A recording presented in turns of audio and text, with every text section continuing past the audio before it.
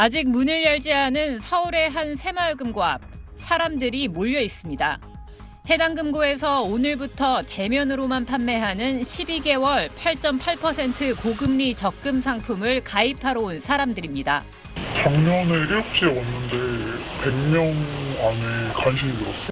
저도 거의 비슷한 시간에 다른 지점들에서도 오픈런이 이어졌습니다. 저 집사람하고 저 둘이서 가입하려고 온 거예요. 딴 데 들어있던 거 빼서 돌려서 늘리려고.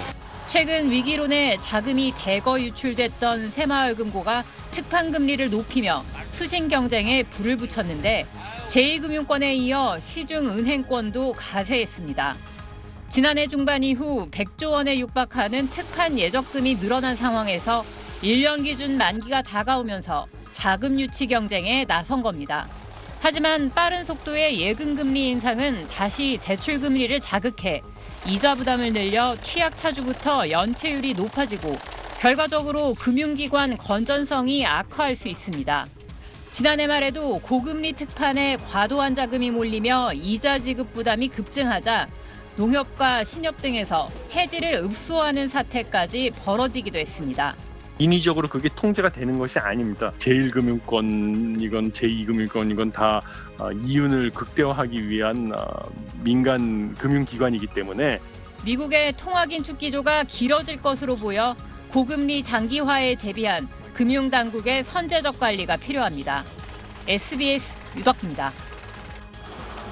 카카오와 K뱅크, 토스뱅크 등 인터넷은행 3사의 연체율은 지난해만 해도 0.5%대를 유지했습니다. 그런데 올 들어 1년 만에 2배 넘게 뛴 1.2%, 출범 후 역대 가장 높은 수치까지 치솟았습니다. 고금리 여파로 상환 능력이 떨어지는 중저 신용자 가운데 돈을 갚지 못하는 경우가 크게 늘고 있기 때문입니다. 전체 중저 신용자의 연체율은 2.79%까지 치솟았는데 K뱅크의 경우는 처음으로 4%대를 넘어섰습니다. 인터넷 은행의 중저 신용 대출 취급액은 2년 만에 10배 늘어 8조 원을 넘겼는데 인가 취지를 반영한 목표치엔 미달해 하반기에 더 끌어올려야 하는 상황입니다. 신용 평점 하위 50%인 중저신용자에게 이제 대출을 적극적으로 공급해오면서 금리가 급격히 오르면서 연체율도 상승했습니다. 이렇다 보니 제2금융권을 중심으로 고금리 특판을 내세운 자금 유치 경쟁이 치열해지고 있습니다. 대규모 예금 인출 위기에 놓였던 새마을금고는 최근 연 5%대 특판 상품을 내놨는데 충청의 한 새마을금고 지점에선 연 8% 특판 적금이 등장하기도 했습니다. 인터넷 은행 역시 예금 금리를 4%대로 높여 유치 전에 뛰어들었습니다. 많이 빠져나가면 또 유동성 문제가 발생을 하니까 다시 또 이제 잡아두려고 하는 이런 경쟁을 할 수가 있는 거고요. 금리가 또 높은 수준으로 형성이 되고 그 돈을 빌리는 분들 입장에서는 어려워지는 그런 상황이 되는 거죠.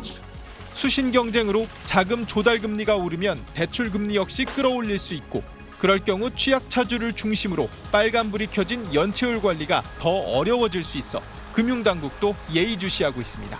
SBS 안상우입니다. 다음 소식입니다. 최근 새마을금고의 연체율이 높아졌다는 소식에 부실 우려가 이어지면서 이렇게 일부 금고에서는 고객들이 돈을 빼려고 줄을 서는 뱅크런 조짐까지 나왔습니다. 여러 정부 대책이 나오면서 일단 사태가 진정세에 접어든 모양새인데 이번 일을 계기로 예금자 보호 한도를 높일 때가 됐다는 목소리가 나오고 있습니다. 23년째 5천만 원에 머물러 있는 이 한도를 현실화할 필요가 있다는 겁니다. 금융회사가 파산해서 내가 맡긴 예금을 돌려줄 수 없을 때 예금보험공사가 대신 지급해 줄 수 있습니다. 대신 한도는 5천만 원입니다. 2001년부터 보호금액 상한이 5천만 원으로 유지됐는데 현실과 동떨어졌다는 지적이 나옵니다. 지난해 6월 기준으로 시중은행에서 5천만 원을 넘어서는 예금 비율은 이렇게 65%가 넘습니다. 저축은행의 경우 5년 동안 12%에서 16%까지 비중이 늘었습니다. 여기에다 해외와 비교해도 턱없이 적은 금액입니다. 미국은 3억 2천만 원, 그리고 유럽연합과 영국은 1억 4천만 원 넘게 보호해 줍니다. 여기에다 중국의 보호 한도도 이렇게 9천만 원이 넘습니다. 이렇다 보니까 정치권에서도 보호 한도를 높이는 걸 추진해 왔습니다. 시대에 맞고 금융위기에 대비해 보호 한도 확대가 필요합니다. 예금자 보호도 현행 5천만 원까지인데 그것을 1억까지 늘리고 금융당국 등도 지난해 8월 민관 합동 태스크포스를 꾸려서 한도를 높이는 방안을 검토해왔고 다음 달 제도 개선 최종안을 마련할 예정입니다. 하지만 한도를 상향하는 부담을 자칫 소비자들이 떠안을 수도 있습니다. 보호 한도가 높아져 은행이 예금보험공사에 내는 보험료가 늘면 은행이 이걸 예대 마진으로 메울 수도 있기 때문입니다. 다시 말해서 대출 금리는 높아지고 예적금 금리는 낮아질 수 있다는 겁니다.